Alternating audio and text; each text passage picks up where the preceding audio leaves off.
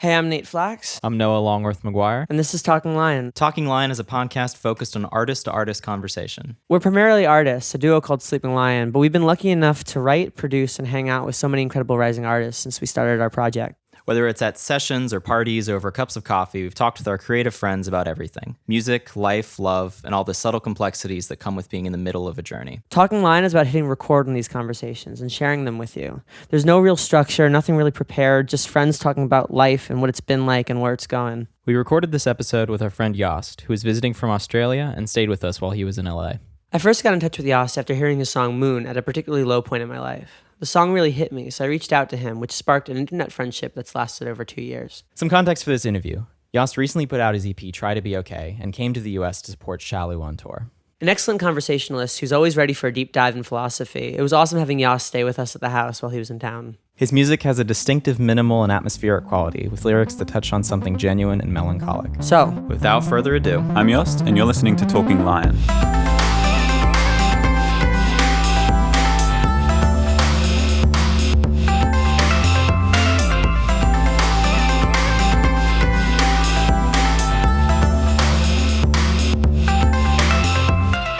hey, I'm Nate. And I'm Noah. And you're listening to Talking Lion. We are here with our good friend Kurt, or Yoste, who is in from Australia. How is the time zone treating you so far? Jet lagged? Yes, I am.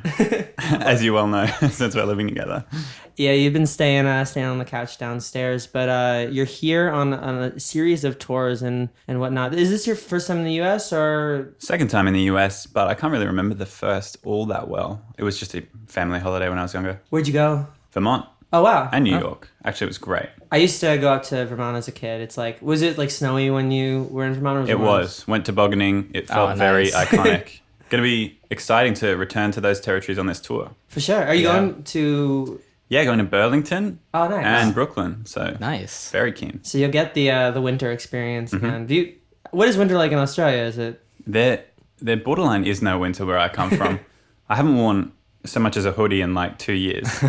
I feel that it's kind of like here. It's like you have hot and not hot. Yeah. But like, you don't get. Well, I come from Brisbane, which is the capital of Queensland, which is understood by the rest of Australia to be like the bumpkin state. Although I do dispute that, obviously. I mean, that's fair. Nobody in the South. We're kind of like the rednecks of Australia. We have that reputation, rightly or wrongly. But yeah, Brisbane, the capital, kind of just ranges from warm to unbearably hot, and that's just how it is. That's fun. So you just had your first LA taco. What did you think of it? I think I'm on the fence. Am I gonna offend a lot of people? Maybe. I was genuinely curious because I think that when I first had an LA taco, I was like, is this what everybody's been talking about? And now I just go out to the taco truck. I was perfectly happy with it. But I think very spoiled in Australia in terms of food and drink and coffee and all that kind of stuff. It's just taken so seriously. We were talking earlier, like baristas in Australia have to get a license. Yeah, exactly. Well, they don't have to get a license. Like, I don't think it's illegal to make a coffee without a barista's license. I don't think anyone's going to kick the door in. Yeah, exactly. They're kicking down the door. But I think it's more like any a lot of self-respecting cafes just take it seriously, and if they're going to hire a barista, they want to know that you've done the education. Culturally important. It is culturally important. In Rome, like, was there like a coffee culture? Was there like? Yeah, definitely. I mean, like everything, the Italians like really treat food with a great deal of respect. Like, everything, even like any random bar you go to in Rome or anywhere in Italy, you know that you're going to get a good cup of coffee just because the people there are going to care about making a good cup of coffee. I believe that. I'm imagining just this sweet old like man of indeterminate age with a salt and pepper mustache, and he's just explaining to you the menu because he's invested so much time and thought into it. That's the entire vibe. It's great. Well, it's funny. Like and maybe I'm talking out of my ass, but I feel like in like America, that would be impressive. Hey, well, it can talk every once in a while. You might hear like a toot every. No, there's like when Starbucks came to the US, that was like the first sort of foray into like artisanal coffee. I think like the idea that you can have like Starbucks. Yeah, well, that was honestly, it opened in Seattle in like the 90s, and it was like there was that joke in Frasier. Wow. Yeah, there was a joke in the first like one of the first episodes of Frasier where like Frasier's entire character is that he's like snooty and like pretentious, intellectual, and he's like, I'm gonna go and get my coffee from Starbucks, and it's a very interesting detail. Was that him slumming it, or was No, that... it was that was him saying in the time they get it period right? that was a character detail that painted him as being kind of highbrow. Oh my Because Starbucks God. was just in Seattle. That It was is a local amazing shop. to me. It I was think what's like- interesting is Starbucks sort of became kind of like more on a mainstream thing. The response is that you have all these like coffee shops popping up where it is like trained baristas making latte art and making all that stuff. Do you know that Starbucks quite famously failed in Australia? Really? Like they opened up a lot of stores, and then there it still exists in pockets, but most of them went out of business because there just wasn't the market for it. Because people, I guess maybe it's that snobbiness of people were actually looking down on Starbucks. It's like the Maccas of coffee, the McDonald's of coffee. Well, what's interesting is the founder of Starbucks said he would never open a store in Italy because he just knew, he just like was looking at it. It's like, I don't think this would work. Like, I don't think people would be into it. So there are no Starbucks in Italy until very recently. They opened one in Milan, and now they're like starting to like put them. Do you know how it's doing? I think it's doing fine because I think Italians like American culture so much that I think they're enamored. Like any Italians that leave the country and go to like London or America will be like enamored with like the McDonald's and the Starbucks. But I guess the reason I brought it up was because like I grew up, like my best friend was a barista, and he would be in like these really intense coffee competitions. And I know like, know your girlfriend like in Cafe Nero and everything. Like there is to a degree a like level of coffee culture, but it's not. It's a little bit off the beaten path. Like it's a little bit like not part of our culture fully yet. But Yeah, it's I think it definitely- defines like American city culture, like New Yeah. York and Los Angeles and like major cities have like coffee culture. and Instagram. Yeah. Just having the latte art up on there. What's the music scene like in Australia? Because I know you guys have like Triple J, but Yeah, what was I it get like that being question very often. I always fail to answer it adequately because I've always been very isolated in the way that I make music and connect with the broader industry anyway. So I feel definitely a sense of loyalty and a sense of place to Australia, more specifically Brisbane, where I grew up. And Triple J is hugely culturally significant, especially for people of my age group. But it's interesting because in my lifetime, it's kind of gone from, because it's a state-run radio station, so it's run by the ABC, which is like our taxpayer-funded news organization. It's an offshoot of that, so it's publicly funded, but they've gone from being alternative to being the mainstream, just because I guess they've had their finger on the pulse of what, Well, it's like when I first learned about it, it was like the principal discovery platform. It basically is, which is wild because in other nations, it's always like, the hit radio station, and what we have is like Hit 105 or Nova or like the very pop-centric radio stations, which are always considered the mainstream. But now the kind of alternative kid on the block, Triple J, has really become so dominant. But I'm not really qualified to speak on that in any kind of intelligent way. When you were first putting out stuff, and we'll get to all that, but just like touching on it, when you were first putting out stuff, did you get attention from Triple J? Was that like something you were aiming for when you were first starting out? I think the approach on my end has been broadly similar for all outlets. Maybe that's a weakness of mine, but I essentially just try to put the music out and just put it in as many places as possible to make it available and then see what happens from there. I never really pushed any specific outlet. Be like, oh, like this is the thing. No, I think I appreciate that. I think when the music's good too, it's nice to like. And just that's the sort of see luxury of who- having a team as well, is because I have a little bit of a distaste for any of the kind of specifics around releasing the music. I always prefer to just occupy as much of my time as possible with playing it and writing and producing it as possible rather than thinking about the release. Well, so when you were a kid in Brisbane, what sort of first got you into music? Like, did your family play? Did you? I learned piano from a young age just because that's what you do. I think if you've got the benefit of a good education and some nice parents who will pay for music lessons. So I learned piano, took up violin for a while, but as you can tell from looking at me, my dimensions are far too long for that. He's And a it's very tall awkward. person for anybody who isn't aware. I wasn't aware too, like because we've been messaging on Facebook, so you have a profile photo where it's like cropped up to. But when Actually, my agent said that to me the other day. He was Really? like, He's like, blown oh. away by how tall I was. That's the thing. I guess I just never really thought about it. But Yeah. like you were, when I first saw you here, you were in my living room, and like your head was more or less brushing the ceiling. Yeah, I've hit my head several times in this house. Yeah, Our house is not very tall friendly. Definitely that is not. for sure. Lucky, like Noah and I are kind of short, but I might not survive to make it do you to still tour. remember any of the violin stuff? I'm sure if I had a violin in my hands right now, I could belt out a very shrill melody. We have a violin in the back room. And here it is. Here it is. Was there something you wanted to be when you were growing up? No, I think music? I wanted to be an author more than anything. I That's would awesome. write terrible fantasy stories, the kind that every young kid Yeah. writes. I think we were talking about it too. I think we also both wanted to we be both wanted authors. to be 100%. authors. There's a boy in the wilderness. He has an idyllic life. Something happens. His family are gone. He finds an old hermit in the Cross woods. the all threshold. that kind of yeah, stuff. yeah. I had a whole series of books about a boy with like some crazy jungle tiger cat that it was his friend, and they like went on adventures together. That sounds awesome. Yeah. I'd read it. I had one where they were like it was a detective or something who was solving like cracks in the space-time continuum. Like, so somebody would get hit by a car, but it was a car from the Isn't 19... Time Cop a thing? Or I don't know. I mean, yeah. Time Cop was a Van Damme movie from I think the 90s. But it was like a guy gets hit by a car, but the car is from like the 1960s. And so it's like, yeah. It was, I think that can happen today. I think Yeah, they have it was- cars from the 1960s. No, but like the car, You don't need a crack in space the time. car I can like go went find you through one. time. And it was a blockbuster idea, I think. It's like you know? Eureka or something. Yeah, right. No, but it's a. Less weird than Back to the Future so far. So you want to be an author? Were you writing? Were you submitting anything to? Yeah, I went to writers' camps and things when I was in primary school, but it was the wanting to be a writer that comes from, it was that youthful exuberance of wanting to be a writer. I didn't really know what it meant or what it would entail. Yeah. I didn't think about how I would get there or what it would be like even. I just thought, I like writing stories. That would be a great job. Well, I think in a lot of ways there is a translation from that to songwriting. I think songwriting is just a condensed Yeah. version of a story. Yeah, to be honest, you're very correct. I mean, even when I was writing songs throughout high school and even throughout university when I was studying law, I was like, it was always more of a passion project.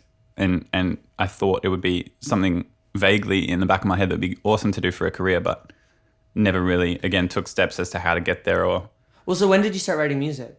grade 8, or I suppose you guys would say the 8th grade. grade. 8th grade. Yeah, and it was at a street festival where my friend's band was playing, and they were like this terrible pop punk band, and they were like, singing what all they were these called? Blink-182 lyrics. And then I just thought that they were so cool at the time. Yeah. So I suppose that means they were cool. And then I just went and got out my dad's old electric guitar and started playing around, writing terrible, terrible Green Day knockoff type songs, and then never looked back from there. What was the name of the pop punk band that you like your friend's pop punk band, and what was the name of the first song you ever wrote?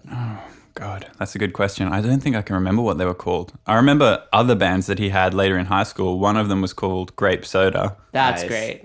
That's They solid. were very popular. I was the like I was a music kid in high school, but I was more on the fringes. Like there was my friend's band, my friend Rowan was always the music guy of my grade. He was like super cool. Started all these bands. Everyone was kind of like, yeah, that's the guy. He's cool. And I was just kind of a little bit more, reserved. yeah, a little bit less confident, sure of myself. I was probably less good as well, to be honest. Do you remember the first song you ever wrote? What it was called? The Green Day knockoffs. The first song that I ever wrote that I can remember, which is probably actually quite a few in, is called Thank You. And it's, Thank you. yeah, I would rather not talk about it. It's so bad. One of my friends who was drumming with me at the time, we had like this little folk duo, I suppose is the best way to describe it, going on. And he's still a really good friend of mine, but he remembers that song and playing it, and he can quote the lyrics at me whenever he wants to. Do you have make me any feel lyric? embarrassed. I know you don't want to say it. I almost want for just All right. to see you I'll be squirm a little bit. transparent. Yeah, for the all honesty. All I remember, I think, is part of the chorus, and it goes, I just want to say thank you for showing me how it feels. I want to say thank you for making this feel so real. Oh, I think- whoa. Okay. Oh, God, it was terrible. I think I had intended it to be about a breakup, although I'd never had a serious relationship at that point. that was the and thing I just about- wanted yeah. it to be like, you've given me this new emotion. Thank Yeah. you. Like, I'm a richer person now, but But that's the thing about that's- writing that's- songs at that time is like, you have like, floor rhymes with doors. It's like, I saw you walk out the door. It's like, you've never gone out with anybody. Yeah. Like, it's I feel like that's a weirdly mature way of approaching it, though. Like, thank you for like giving me the gift of emotion. well, I that's feel like what I thought at the time. Obviously, I was like, no one's worked this angle. I'm No, a but young genius. songwriters, it's like, you either have to write about your parents, which always comes off a little bit too angsty. Yeah. Or you have to write about a relationship. You have to write about you've what you never been think in. breakup feels like. Because you've listened to enough breakup songs, you have like the vocabulary of it. And yeah, like walk out the door, like you said this, like I can't forgive you, like Yeah. all these like But phrases there are things- that you things- have no connection to that you just want to throw in a song because that's what you're supposed to You do. saw it in Friends or Yeah. Cheers. And like, I mean, there are so many lyrics that I love that I would never, ever dare write in my own music just because I feel like as long as something's sincere, I'm fully willing to accept it, even if it is or appears lame. Like perfect example is all the pop punk that exists in the world, like the golden hits of pop punk, I still have such a place in my heart for. oh, absolutely. I still listen to Say Anything on the regular because there was just something like very candid about it. A bit funny too, Yeah. like what pop punk were you like inspired by at the time? I think I was listening to mostly Green Day, but nowadays I really like, like My Own Worst Enemy by Lit and Oh, nice. all those kinds of slightly more obscure things. And I just like how nasal it is and unself-conscious. I hate my parents. Yeah. Fuck you, mom and dad. Yeah. I was a big Blink-182 fan too, obviously. Can we all start a pop punk band? Is that what we're doing after this? I think that's what we all have to do. I think you missed the beginning of this conversation where I said that I love it so much, but I would never dare because it would feel ingenuine coming from me. Like I don't connect with any of those things personally enough to feel honest singing anything like that because I just get on so well with my family. Education was good. Well, that's the thing, In a stable relationship. Like I just have Yeah. nothing to whinge about in that regard. You listen to like these like really like heavy emo artists who talk about like this person died or that person died, and then you like look them up and they're like happy family men. They're sad about touring because they have like a kid. Yeah. Like there's you think that they're like these like edgy whatever, and then it's I just want to know like what a day in the life of like one of the lead singer of Slipknot is. Like just puts on the suit every day. Yeah. looks in Yeah, the for mirror, sure. yeah. And I don't even want to get too much into the territory of like if you're writing something that's not directly from your life, then that's dishonest in some way. And I'm not necessarily But, saying that. It's just like we imagine. I think especially when you're a kid, It's when just about what you feel comfortable Yeah. with. Yeah. But you have What, to. what you can sort of sell as honest and create an honest performance out of. Yeah, if it's honest in the moment, man, then Well, and it's not to be honest. like LA or whatever, but like there's truth, and then there's your truth, and then there's like you can sing truth even if it's not like I know a lot of people who say that sometimes they'll write things that aren't about them but about a friend of theirs Yeah. from their perspective. I think Truffaut, the director, said everything I make is when it's not autobiographical is biographical. I'm like, that's interesting. It's like the human experience or whatever. Yeah. What was the name of your first band? There were a lot of projects early on throughout high school. Well, I was just searching for an identity musically, as I think my friend Rowan was as well. Like we were all just making bands, trying to come up with names, reinventing Yeah. the sound, the image, making a new Facebook page every other Yeah, week. so many That Facebook one- pages. Yeah. My God. When the first one was, I think the one that I was in when I wrote Thank You was the Avant-Bards, Whoa. trying to be a bit of a play on avant-garde, obviously. Well, that's amazing. The avant. And that was, It's cheeky. also obviously cringy. And then there was... That's impressively punny though. Then I went a bit more obscure. I started a solo acoustic folk project called Fox Goes Hunting. Ooh, that's a good name. That does sound like a folk project. Mm. Yeah. Goes hunting. And those are the two that really stick out in my mind. But I mean, there were quite a few. There were probably like 6 or 7 that Were you playing shows under these? Like, were you? I played some shows, yeah. And were you? Was Spotify a thing at the time? Like, were you putting stuff No, out? Spotify and just streaming in general didn't come on my radar until even just a couple of years ago. I'm very isolated from the industry. Were you as I recording your said. own stuff though? Were you like Yeah, getting yeah, into yeah. like DAWs and like all that stuff? But only on the most basic level. Like I would just open up even GarageBand and just record a few lines of something like some guitar and then maybe another guitar part over the top and then vocals. Maybe a harmony if I was feeling adventurous. Yeah. Well, I think what's really interesting about like, especially producers, a producer needs to have imagination, but I think that, the early demos of any, like whenever I hear early demos, you can always tell like, here's the thing that you're hearing, but here's like what they imagined it could be. It's like when you didn't have the tools to necessarily make the full thing, you had the building blocks of what could have been this like broad idea. Maybe I'm just speaking like projecting, but like especially when I would make like little demos in my head, it was always this whole big idea. But like I listen back and it's this dinky piano and this like MIDI like violin and everything. Was that the case for you? Was it like the building blocks of ideas. Definitely. It was everything in its rawest form. I was never messing around with the sounds themselves too much. Everything was just as it was. Yeah, just what you like could get your hands on at the moment to like achieve the most basic effect. In a lot of ways, I'm still very similar to that in the way I produce. Like, I mean, I tinker a lot more now, but I still try to stick to very simple building blocks, and I never get too deep in the weeds of a sound. I'm a little bit more brutal on the level above that, which is just, do I even need this sound at all or this part? And then just trying to cull as much as I can. Well, I think what's interesting about your production is that there's like a very healthy sense of minimalism and atmosphere. And so it does feel very deliberate. And it's and from song to song, like the palette is very well defined, which is really... That's really something I struggled with for a long time. But it's a super interesting thing to think about for me. Is I always wanted a really strong palette.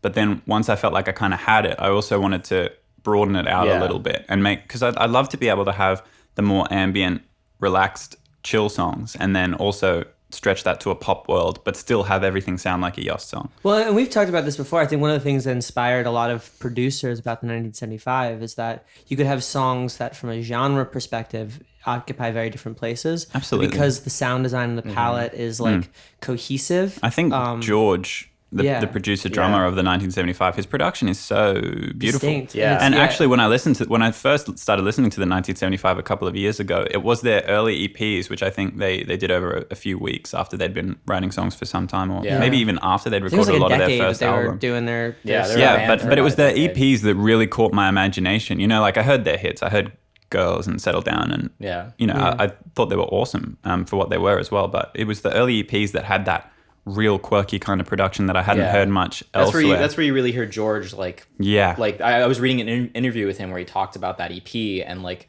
getting into production and like listening to like a lot of like Brian Eno and like being inspired by like all this ambient music and all this experimental music, and then applying that to like the stuff he was writing with Maddie.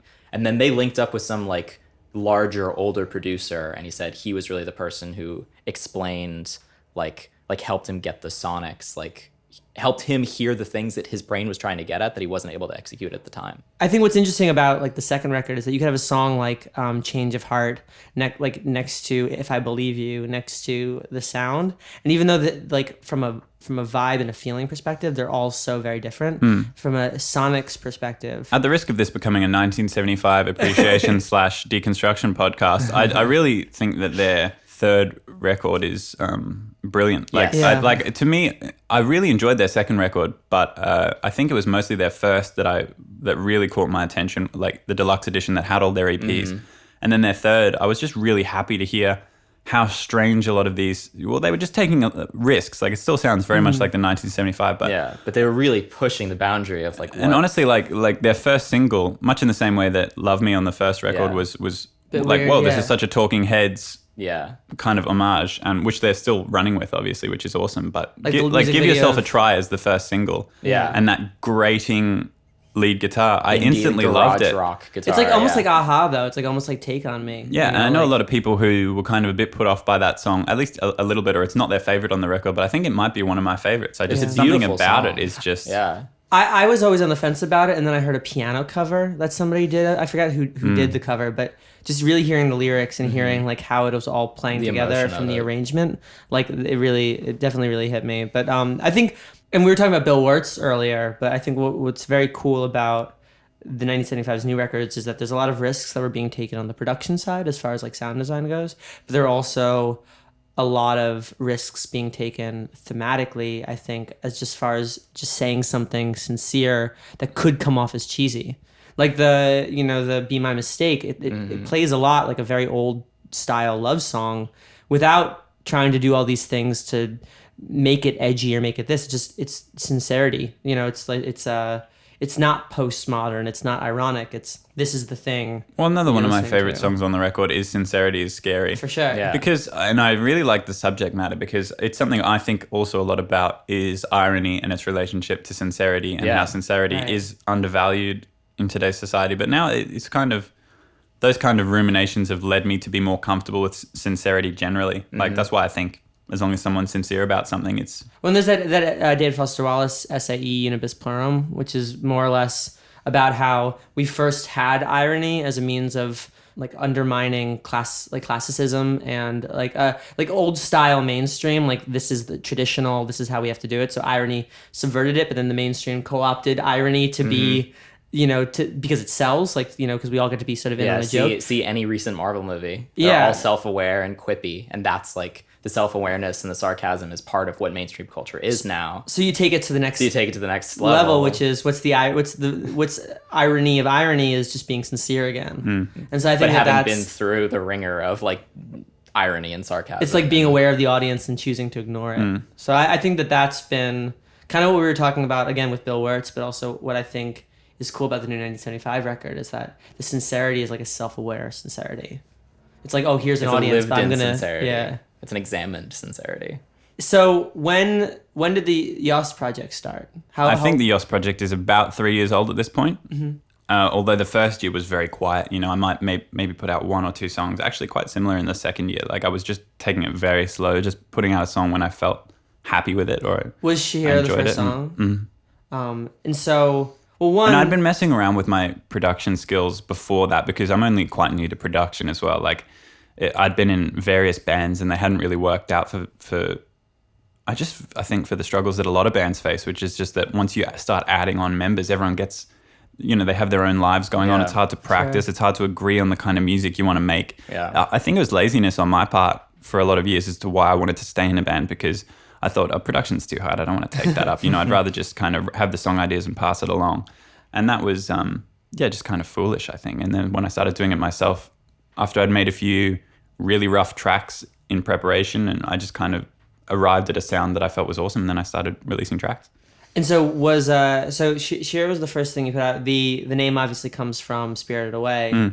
Was that movie an inspiration while you were working on the song? I don't think I thought about it all that much, although it's obviously become a little bit of a running thing with my first EP at least, is I just had the song finished, and rather than pick a name from the lyrics or the subject matter, I just kind of thought I would take the general color palette and vibe of the song and see what single word or name would match that in my head. And that's why I went with Chihiro, just because I'm a huge Hayao Miyazaki fan, and I just think his worlds in those films are so beautiful. So I just picked the name and I thought that sounds pleasant and it reminds me of the sound of the song. So I'll go with that. Spirited Away, I mean, the themes, and it's been a while since I've seen the movie, but the themes are of like appreciating what you have. It's about like, she's arguing with her parents and then they become pigs, and the whole thing is she realizes what she's I guess lost.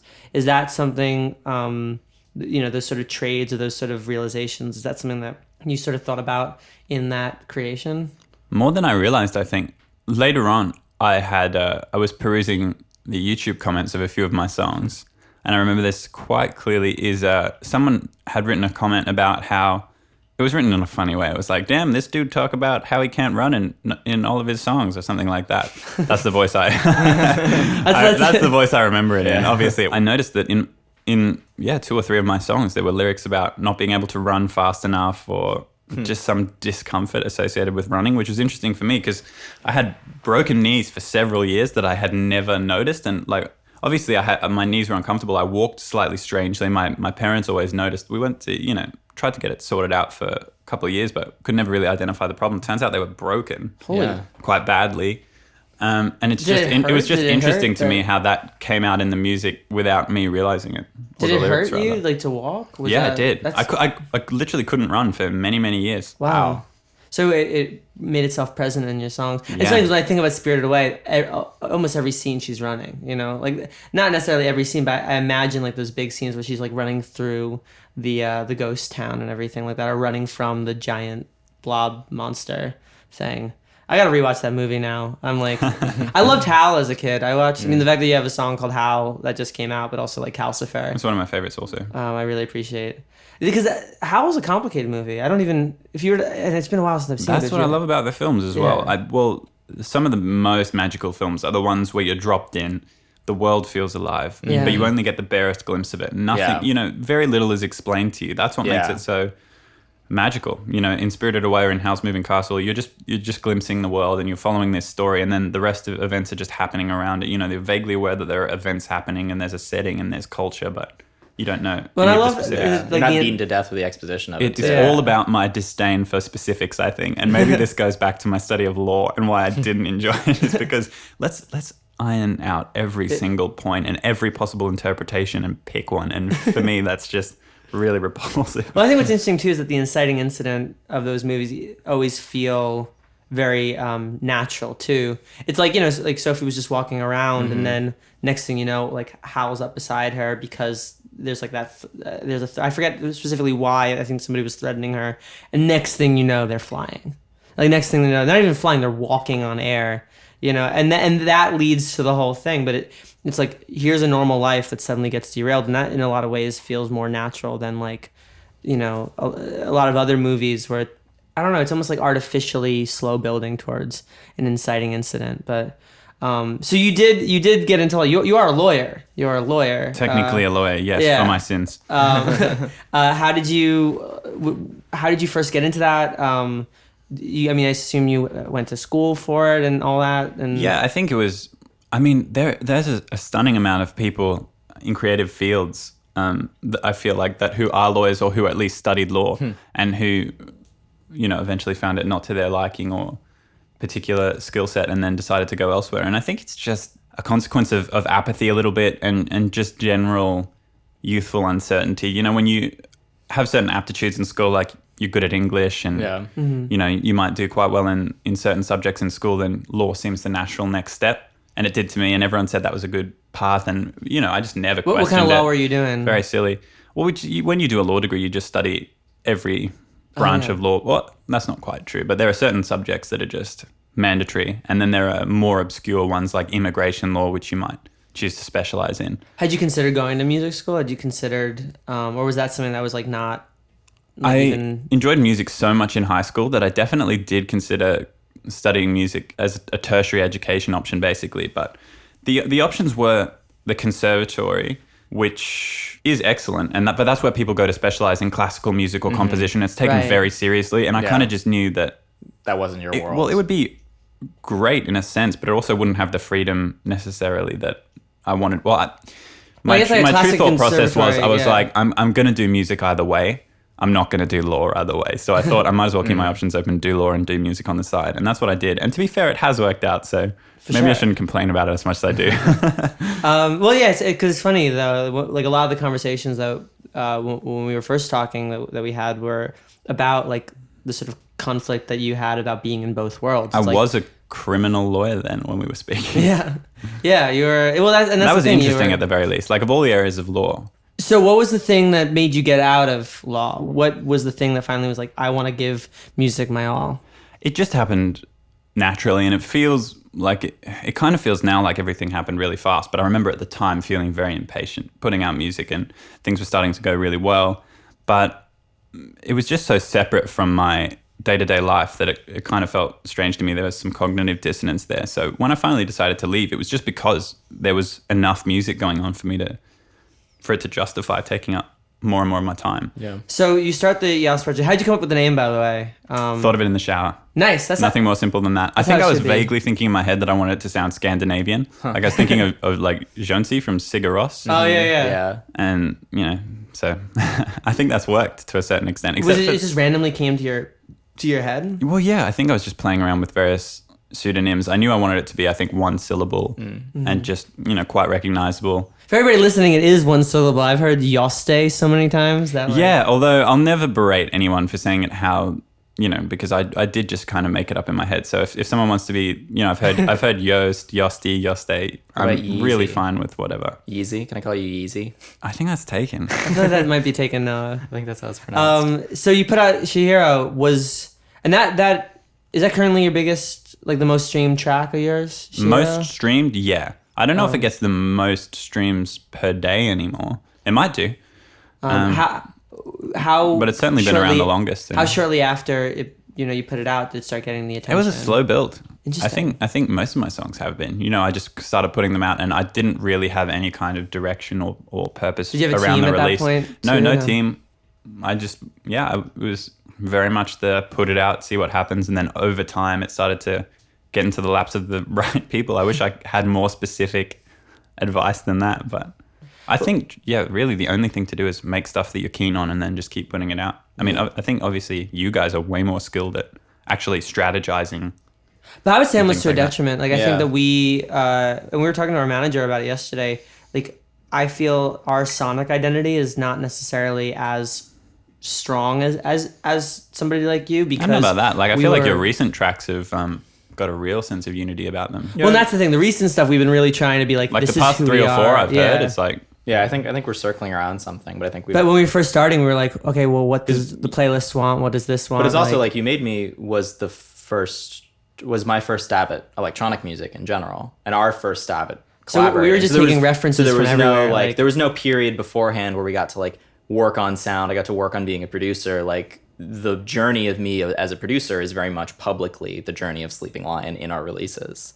Which is and part of why I'll it's been tell kind you of growing the pains. origin story another time. But because of how we started, there was a sense of urgency to put out music as quickly as possible. Which, if I were to like give ourselves advice, now it'd be like, if you don't have anything out, just wait, make a couple things, find your favorite, come up with a plan and everything, as opposed to just like shooting from the hip. But yeah, I think when we started, there was definitely a sense of urgency, which is why I have such an appreciation for your like diligence in like the sonics, like the fact that throughout the years there's been a cohesive sound to what you're doing. I guess maybe that's what I find so inspiring about Miyazaki is he has that world and it feels earnest and it feels complete. Mm-hmm. And I've always wanted to achieve the similar thing with the music. I want to be able to listen back to it and it to take me to that place and just give you that very specific feeling that you had when you made it. So you came into our lives sonically with Moon. I'll be honest, I don't remember where I heard it. Maybe it was like a Discover Weekly. Probably Discover. I feel or like I came into something. your Playlist. life and then it's been subjected upon Noah. That's more accurate. I was going through like a pretty bad breakup and like walking around Boston, and the song I listened to on repeat, like sort of right when it happened, was "Double" by Black Bear. But that song was making me angry. Like, I was sad in general, and then when I listened to "Double" by Black Bear, I was like angry and snarky. I wasn't liking that, like what that person felt like necessarily. And then I hear this song, but no other songs would hit me in any kind of real place. Like I felt sort of numb to music in general. And then That feeling sucks. Yes, I it's definitely had that feeling as well. Sometimes you just, it's almost like you get music sick, like when you eat too much. Yeah. If you listen to too much, sometimes it's nice to just have silence or just listen to podcasts for Or a it's like few when you days. eat just a lot of chocolate, and like at a certain point you just stop losing like the ability to taste the flavor of chocolate. You never taste You like just get sick. It you just, just- yeah. yeah. Yeah, it's such a tragic thing because it's such a music is such a fundamental part of all our lives and most people's lives. And when it's just at certain points, for some reason, it just feels as if you just can't listen to any music and enjoy it. I especially feel like, as I spend so much of my day making music that when people are like, "Oh, have you heard this new song?" I'm just like, that sounds a little exhausting to be in that. Like, I've been in that world all day for my job. I don't necessarily want to go there on my free time. I had a friend who was like, if you have 5 minutes left to live, what would be the last thing you listen? Like, what would be the last song you listen to? I'm like, if I got 5 minutes left to live, I'm not listening to music. Like, spend enough of my life doing that. I don't want to spend the last 5 minutes that thinking in law about is what we'd call a leading question. a leading question. Yeah, and I would object to that if I was on the other side. Do you What- say I object a lot? Do you still say I object a lot in your daily life? Just out of What is a habit? leading question? How does that? Well, it contains a lot of assumptions that haven't been established. Like, for example, in that question, it was, what song would you listen to if you only had 5 minutes left to live? And then you're assuming incorrectly that you would want to listen to a song in your last 5 minutes rather than anything else. So it's be like, so when you were in this location, what did you see? And they haven't established that you were there or anything like that. Oh, Yeah. so it's a way of kind of tricking somebody into saying something by making the assumption that they were there in the first place. Yeah. But yeah, but when I heard Moon, it really hit me because it let me be, and when we wound up talking about it, the word you used, and I love this word, was resigned. Like what I was trying to feel was sad but understanding, and I think that there was something about the song that felt melancholic and complicated that hit me in a very real way. Enough so that like after listening to it a couple times a day for a couple weeks, I like finally hit you up to talk about it. I didn't expect you to reply, let alone for us to become like pen pals for 2 years. But it was a very special song at the time. And I think I had to like downplay a little bit how important the song was to me, to not like freak you out, but it was just the right song at the right time. If that was downplaying it, then yeah, no, I know. I think I definitely. I mean, downplaying it for a New Yorker, like there was. I was very appreciative because I think at that point, and I mean even still today, like it's really nice when people, they won't just say, you know, I dig this track or I love this track, you know, something that seems maybe a little bit flippant or throwaway, whether it is or not. But when someone, you know, takes the time to write you like a little paragraph about how a song has affected them, then you're like, wow. Well, and I think we talked about it once online, but like my relationship with you and my relationship with this song are two very different things. Like they almost feel like separate from each other.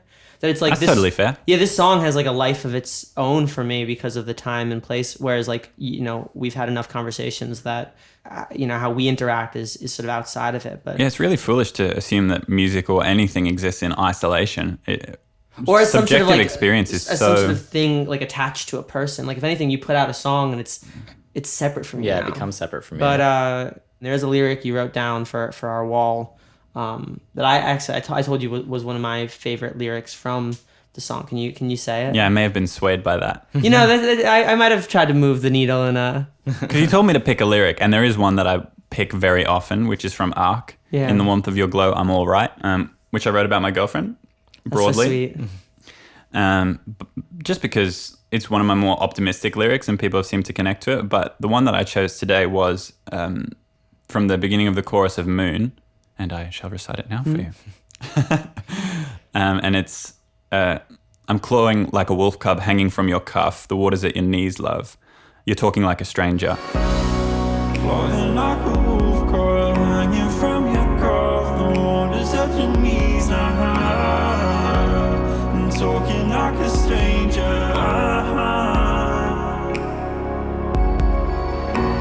You really like that line, and I like that line as well because it reminds me of a sense of inevitability, and that pairs really nicely with the emotion of resignation.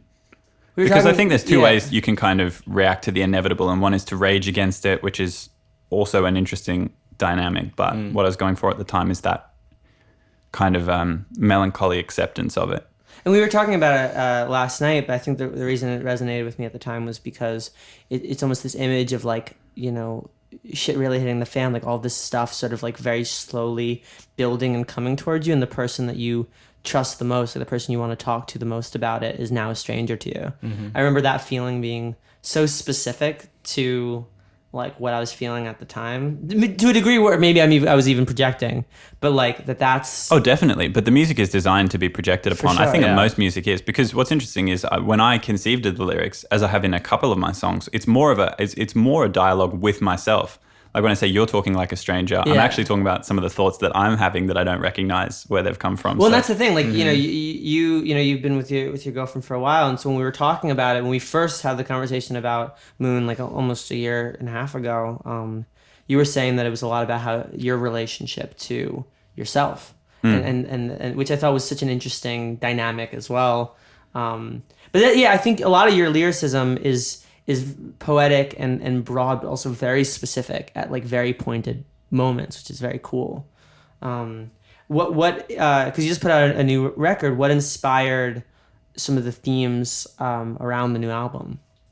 I think my debut EP, which has just come out, was really... It was assembled over a couple of years, as I said, the songs that I'd been putting out over the very beginning of the project. So that's why it feels like a nice starting point. But thematically, it was really revolving around a sense of isolation and listlessness and, you know, the general lack of direction I felt, caught between the law stuff and the music stuff, and beyond that, questions of existentialism that I think every like young 20-something-year-old grapples with. What is the point of anything, you know? Anybody who thinks too much realizes that there's like no point to anything. Definitely. And then you have to like fill Stitch in those... meaning back together. And that becomes a bit scary, yeah. So definitely a lot of those kinds of feelings. Well, because then you have a responsibility to it. You're like, Yeah. okay, wow, if meaning is not inherent, then whose job is it to create meaning? Yeah, and No, it's my I think a lot job. of that is probably a privilege of my relationship as well, because romantically I've been kind of really happy for a long time. So I've had to look for dissatisfaction and angst and torment in other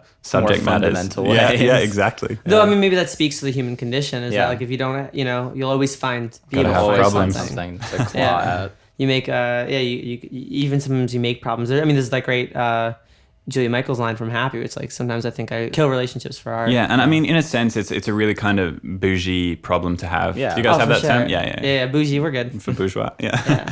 I have to We had check Bad and because Bougie. I I'm, mean, that I'm was a big having, song, yeah. I'm having a hard time communicating with Uber drivers in the States, so I just have to check. I mean, I learned some Aussieisms from you. You while learned me you've some been phrases, here. yeah. Is Spanner in the works? That's a good one. You didn't know what a spanner was? I don't know what a was interesting spanner to me. was. Like a wrench. Yeah, Yeah, I feel like a like wrench. your Australian friends are listening to this, so they're going to be like laughing at me, but like all of our American friends. Well, will be I'm laughing slightly at concerned this, that yeah. all my Australian friends are going to be like, I've never heard that phrase, and it turns out I'm just very opaque in my communication. Well, a little bit of a lightning round, like maybe just drop some Australianisms. The word for electrician today. Sparky. Sparky. I love that. That's fantastic. It's cute, isn't it? Yeah. Yeah. That's Yeah, we've got a lot of exactly- cute colloquialisms. Most of them ending with IE. Right. Crocky. Yeah, so anyone who practices a trade is a tradie, obviously. All that kind of stuff. That's interesting. There's another expression that you And yeah, throw for around crocodiles, today. we have like salty for saltwater crocs. Oh, wow. Freshies for freshwater crocs. I mean, it's a difficult code to. It's like how Eskimos have all these words for snow. It's like we have crocodile and alligator, you know. So you're saying that there is this like existentialism that you're toying with. Like, what are the sort of philosophies that you're chewing on right now? Because we talk about that pretty regularly. Like, what's been like sort of gnawing at you recently? I've come around to optimistic nihilism recently. Like I'm for it. I've kind of scaled back quite a bit on just the nihilistic stuff that I was Yeah. enjoying for a while, or kind of masochistically enjoying. But now I think you can resolve, or at least I can resolve a lot of issues in just as they are. I mean, my second EP, I've already got the title for it, which is related to those kinds of philosophies. I probably shouldn't disclose it, but it just relates to being satisfied with how things are and not overthinking things as much. And in a lot of ways, the subject matter is going to be a lot more earthy, just like centering in on more specific relationship dynamics and friendships and romantic issues that, you know, the people around me might be going through. I just kind of feel like it's time for me to start delving into some more earthy topics. Do you have a favorite song on the record that just came out? Yeah, I think it probably is Arc, the first track. I like Arc, and I like Arc stripped as well. I think that's really nice. Who's the other voice? The high. My sister. Really? She's on a couple of the tracks actually, buried in there in backing vocals and samples. She might be on quite a few. That's cool. She's a great I singer. think she's in Shihiro. I sampled her voice at the start. Arc, definitely she is. And Howl as well. She does some backing vocals. That's like some John Bellion stuff. It's right there. very Yeah. easy. For a long time, I could just, call her into my room and she would just take 5 minutes, listen to the track, and I would say, just, let's do this kind of thing, and then done. Does she do music stuff as well? Yeah, she's a very talented singer, much prettier and, It's so technically airy better and, voice and, than mine. and bright. I think. Yeah, she has probably the loveliest voice of in my family, but she's also got a lot into art recently. So she's at art college. My other sister's a model. Like, we're a very artsy family now, and it all just kind of happened by accident. Just all creative. Yeah, well, like, we were. I mean, what do I your parents suppose Evie, do? who's the youngest, and who sings on my tracks, she has always been the most clear in her direction. She always knew she was going to do something artistic, I think, or Well, what did at least your- it appears that way to me. She may have wrestled with the same issues that I did, but That's the thing. It's like, whatever is on the surface, there's always going to be something like undulating that like Absolutely. People trying to figure out this stuff. What do your parents do? they both work for the ABC actually. So the broadcasting network that is kind of taxpayer funded in Australia. They both work on. They're both related to news basically. My mum's a news producer and my dad's a cinematographer, and they both have been their entire careers. So they're both kind of arty careers, but also earthy in certain ways. Like mum's very intellectual in her own way, very smart, very hardworking. My dad is kind of the opposite in all the right ways, like hardworking, but I don't want to say that he's not in an intellectual sense, but he's a smart guy, but he's definitely not intellectual in the same way that my mum is. Like, he doesn't relish like ideas about philosophy or grammar in much the same way. Like, my mum takes her work as a journalist so seriously, and she really loves stories and constructing them in the right way and having the sentence logic structure be just right. And Dad's curious about all that stuff, but really he's more artistically minded in the sense that he'll obsess over shots and making sure that the color is beautiful and the lighting is right. And it's a really nice Which, I mean, cinematography is interesting because Combination. it's like it is such a creative field, but also very technical. So he has that like blend. Yeah, and that's stuff. true. He definitely has a lot of technical knowledge buried in there. I'm kind of like the worst of both worlds, like vaguely intellectual like my mom, but not as hardworking in that sense, and not as hardworking as my dad. But I do think that pairing of the more intellectual, heady with the more aesthetic, like, and technical and beautiful, like, does make for like your job as like a writer producer. Noah's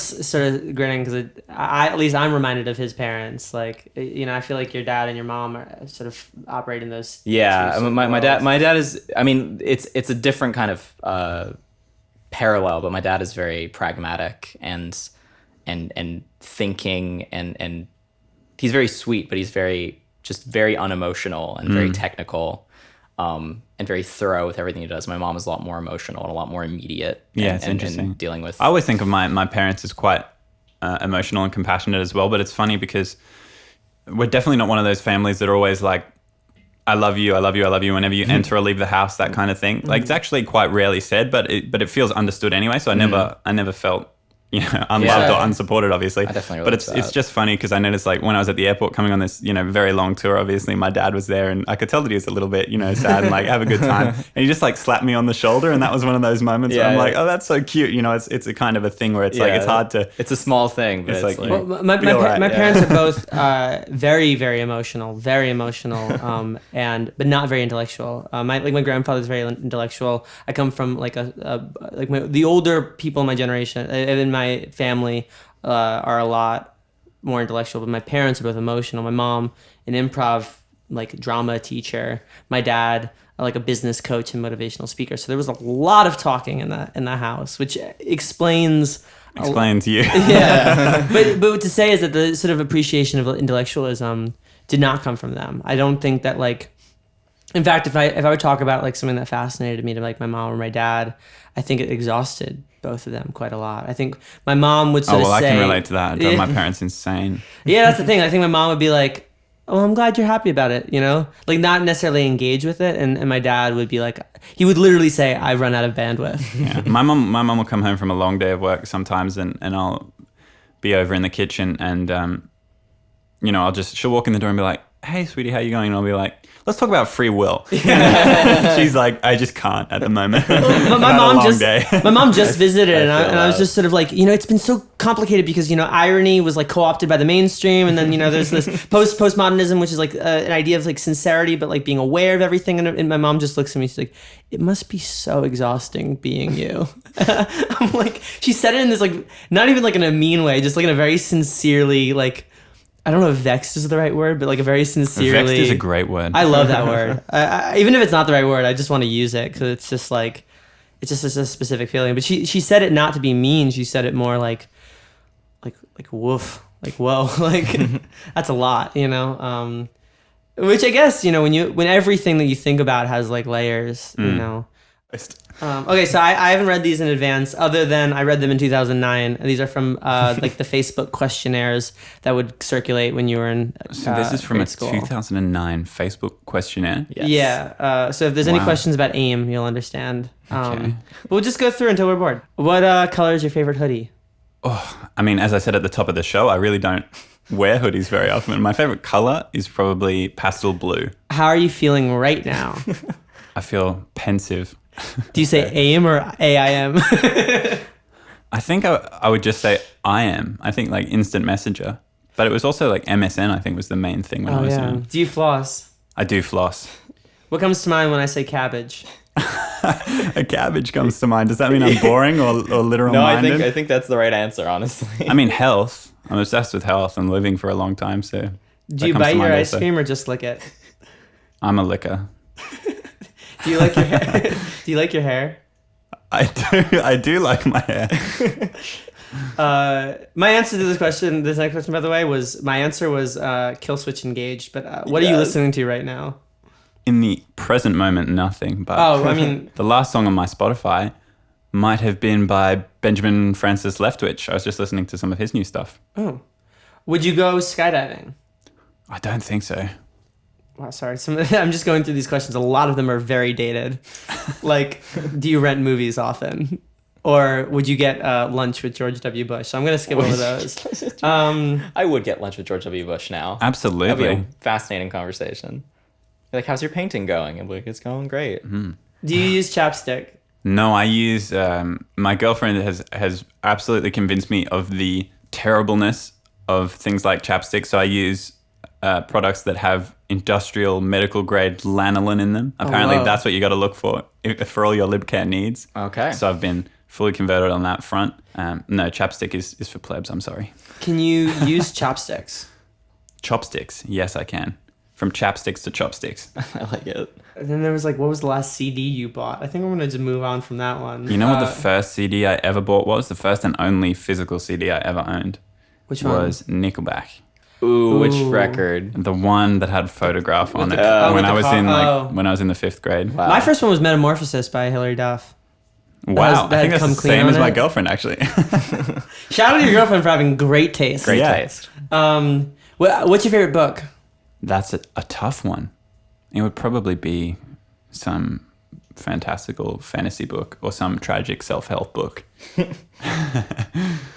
And what's your favorite movie?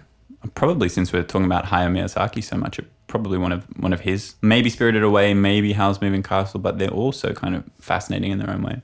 Favorite TV show?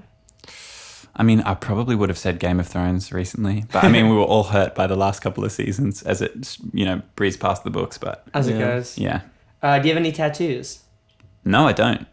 I'm so incredibly boring and unmusician-like in my personal care and style choices. Which reminds me, how did you bring in the new year? I think I didn't get drunk amongst some of my very close friends, and then I jumped in the pool and kissed my girlfriend. It was great. It's funny because Awesome. we've had pretty much everybody who we've interviewed on the show has been in like long-term relationships. Is that right? Yeah. Just Do you think it's coming back? Is it a thing? I guess people are still doing it. I don't know. I'll get back to you on that one. But yeah, everybody we've had on the show so far has had long. So almost all of the New Year's questions, I'm looking for real debauchery. Yeah. And everybody's Yeah. had these Like, I very. woke up in a limo, upside down. And I feel very self-conscious when these kinds of line of questioning comes up because I'm so aware of how straight edge I am in my day-to-day life. I mean, I don't have tattoos. I look. You got to bike look around elsewhere every day. in terms of debauchery. For I'm sure. afraid. No, I don't think that there's anything like cool about not having your life together. I think if you're gonna go down the place of debauchery, know where your safe area is. Yeah. Do you sleep with the TV on?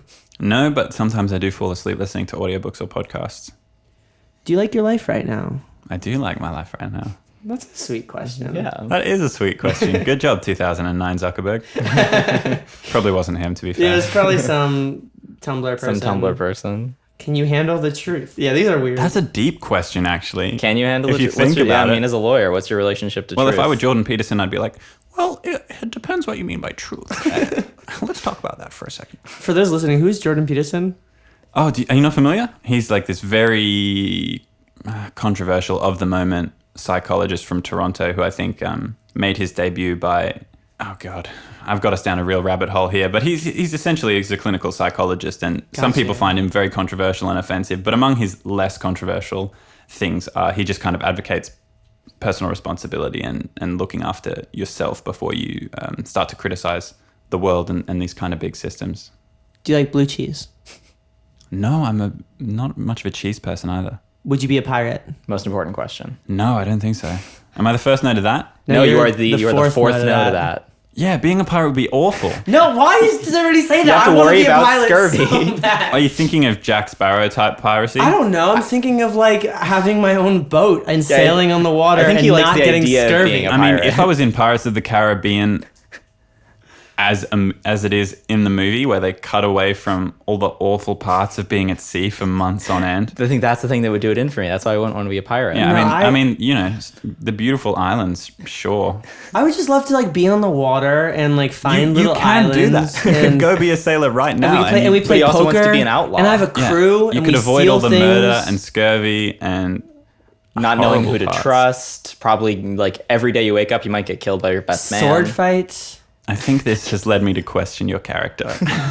I'm just very excited about the idea about being a pirate. I think we're just waiting for the right guest to be like, yes, I think about this constantly. I want to be a pirate. I'm gonna put like a little bit of like a gentleman's bet down here, but like I have a feeling that the person who has the debaucherous New Year's story will also be the one who wants to be a pirate, and I will live for that moment. I can't wait. You need some more adventurous friends.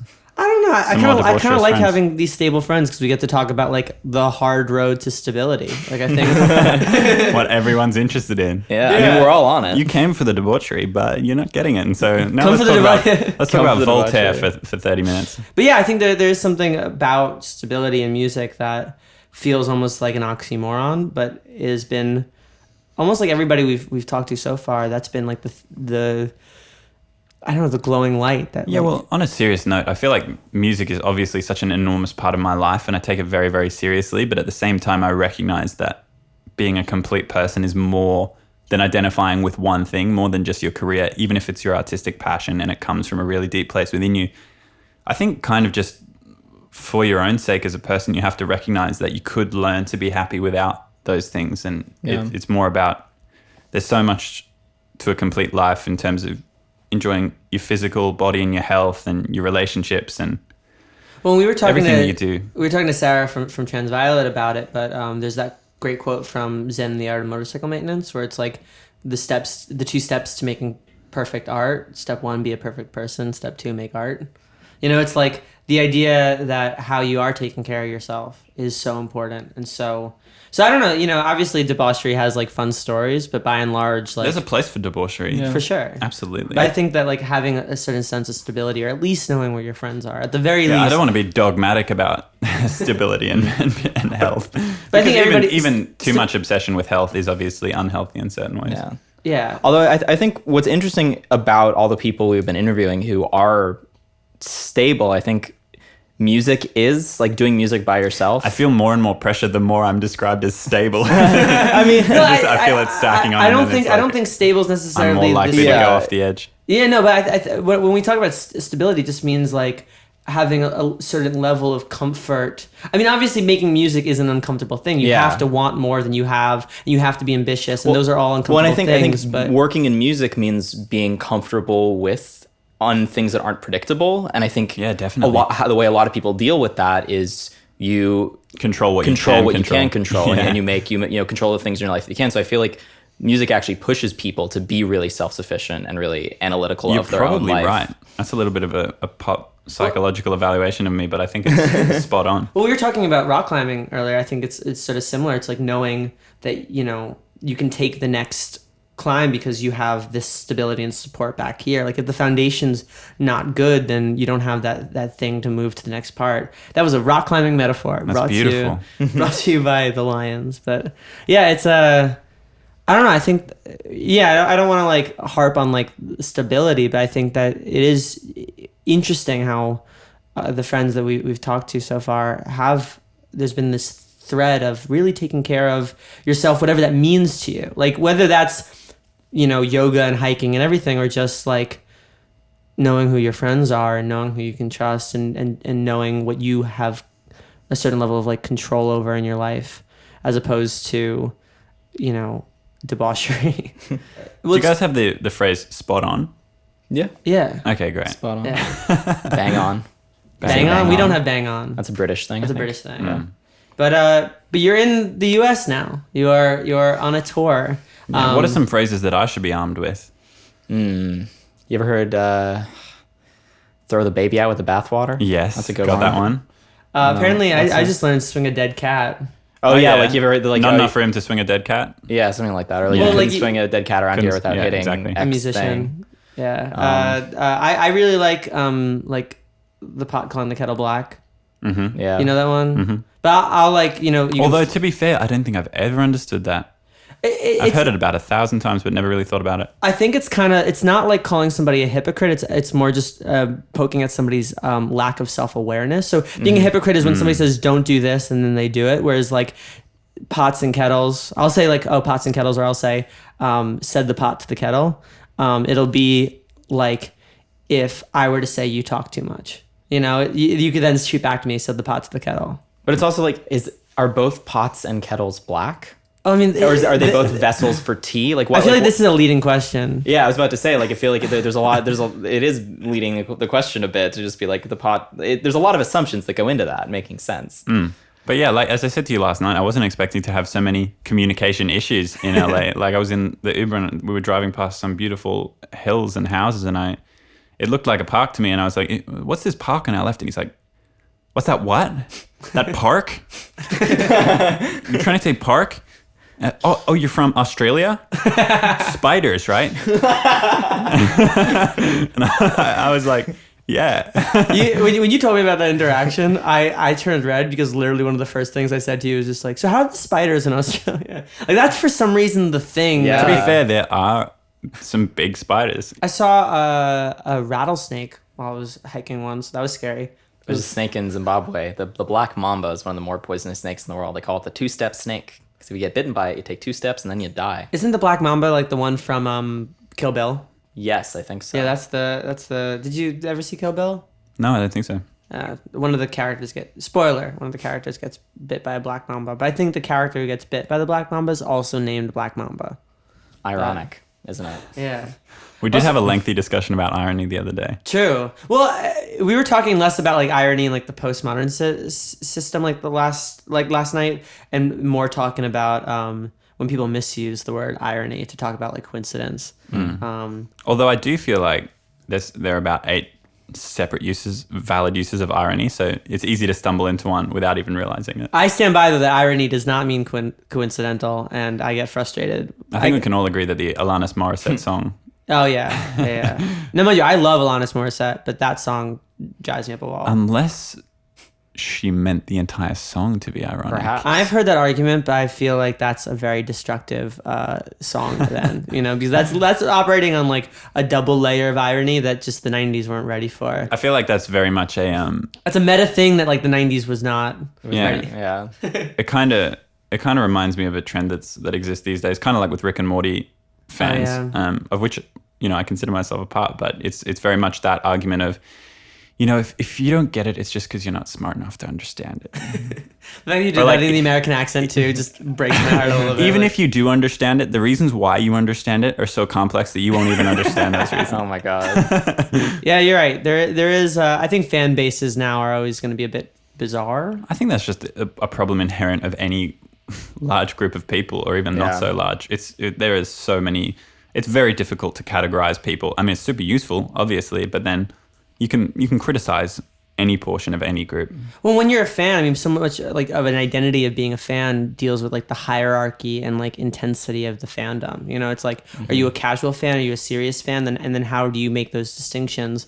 And then when you have that self-check in a fan community, it winds up occasionally becoming somewhat aggressive. Yeah, and I understand that there are pros and cons to each. I mean, I consider myself, a huge fan in 1975, but if I was them and I was thinking of the perfect fan, it wouldn't be me, because I'm not, camping out to see 5 of their shows in a row and screaming in the front row. I'll hang towards the back so that I don't get. Yeah. I think no one connects with music on that scale like adolescence. And Well, you just feel everything so you intensely. feel everything so intensely, and which is awesome. That's like the primary music consuming demographic. I think actually, as a creator of music as well, it's awesome to experience your music through that lens, through the lens of people who feel it so intensely. Mm-hmm. Well, I think the complicated thing about being out here and like being in it is that we've had to more or less like pretend that we're not fans of things that we are, because Oh, is that right? Is there kind of a culture of not being too not about like outward being, in your appreciation? Not in that sense. I mean, for us specifically, it's like if we're in the room with somebody who worked on this song that we really like, or like we have somebody on the show or something like that, we have to. You don't want to freak them out. We don't want to freak them out, and I think that at a certain point, it's now become like you pretend to be something enough that it becomes true. It's like now I don't think I get as fazed by seeing somebody out in public as I was like a year ago. Or yeah, whatever. well, and also the longer you're in this, the more you learn that everyone's just people, and that everyone's doing their thing, and like you can have this relationship with the song, and it makes an artist into something different, but when you actually meet them, like you understand a degree of their humanity, which takes the pressure off inevitably. I think that there's always like, even like the most genius people ever, like there's always sort of a degree of awkwardness and a degree of messiness, or Except me, though, right? yeah, you're the smoothest You are person. the only exception. Yeah. No, but that's the Thanks, thing. It's man. I like need to hear there will that. always be the very human thing of having to think and speak and listen and speak and go with the entire strata of emotional and mental, exertion that comes from any kind of interaction. That you realize that anybody you talk to, no matter how famous, is just a person who has to, celebrities. They're just like They're us. just like us. They put their shoes on and their socks, and they They put their pants on One- one leg at a time. Even though I would say most people put their pants on 2 legs at once. No, I do it when I'm like 2 legs at once? What? you That's can't- Are you weird. jumping into your pants? Yeah, If you sit on the edge of your bed and you just put them on, like I No, don't do that's that all the weird. time, but I definitely do that some of the time. No, I put it Fair. one You've leg never at a done that. time. Yeah, because I'm like Have a neither of you celebrity. ever done that? I have done that. Okay, I wouldn't see. say it's the predominant way. I don't like put my doing pants that. on. It feels like you're really playing like an aiming game. It's like here are 2 things I have to get into like at the same time. Like it just feels like a very challenging thing to do. I feel like I have to disagree with both of you now. I consider it a relatively simple process. I don't know. Putting on pants is just It's so stressful. It's so. I have If you to. really I think have like an about it. hour of prep. I gotta like mentally prepare myself for it. What's next for Yost? Oh, I'm not currently really thinking beyond the 3.5 months of touring that I have pressing down on me from, I think, just a few days from now onwards. It's going to be amazing. I'm super excited. I mean, it's your first time playing in the U.S. Yeah. Yeah. And it's going to be some of my first shows ever. I really haven't played live that much for this project anyway, so for a couple of years. You'll find the fans that are here. Yeah. I think. I'm super looking forward to it. I'm going to see so many cities, and I'm going to see way more of this country by the end than I have of Australia. You'll probably see more of this country than we have. we Yeah, have, it's going to be yeah. strange. How did you first connect with Shallow? We have the same manager. Oh, cool. Yeah. Cool. He's awesome. But I've been a fan of his for a while, Yeah. and I'm really excited to tour with Shallow and his team simply because they all seem so lovely. The people that I've met so far, everyone's just, we all seem to jive in terms of personality, and I feel very lucky in the sense that touring these days seems to be taken more seriously in the sense that people aren't going out every night and partying. It's more, at least not this Debauchery. set of people. Yeah, exactly. It's more like, okay, well, let's make sure that the shows are good. We'll have green tea and honey before. We'll warm up. Like after the venue, we'll try to say hi to as many people as we can, but then we got to get some sleep before we drive to the next town. So I feel relaxed knowing that it's That's focused the on environment, yeah. being professional and having it, because I just feel like if you're delivering a good show and everything's organized, then that allows you to be more relaxed anyway. Right. Well, and it's great too. Like both of your styles of music are so complementary to each other, and there's such a distinct sound palette to both of you that runs in. There's a Venn diagram there somewhere, but Yeah. I think it's a really powerful compliment. So Yeah, it's I'm gonna be a really excited. good show. I'm excited for you guys. Like I think it's going to be just a really great run. I'm excited to man. see the show. Yeah, it's well. So and you said you were working on new music as well. Yeah, I've got a second EP just about done. Oh wow. Are you rolling them out as like singles or? I think there will be a couple of singles. I'm still waiting to hear on, I think, when we might release it, but I think it might even be this year. But it's just a matter of fitting it in around touring, which is now starting to really ramp up. Yeah. Kurt, thank you so much for being on the show. Like it's Yeah. been Thank awesome you, just guys. chatting, man. This is one of my first podcast experiences, and I feel like it's such a great excuse to actually have a good conversation that you wouldn't make time for otherwise. Yeah. Well, I think too, just like you're very deliberate about what you do, both musically and also philosophically. It's nice to pick your brain about it. Oh, thanks, man. Feel the calm before the love that was broken long ago. I'll tell you if you want to know. We would like to thank Jägermeister, Outlaw Energy, and Isotope for their early support of Talking Lion.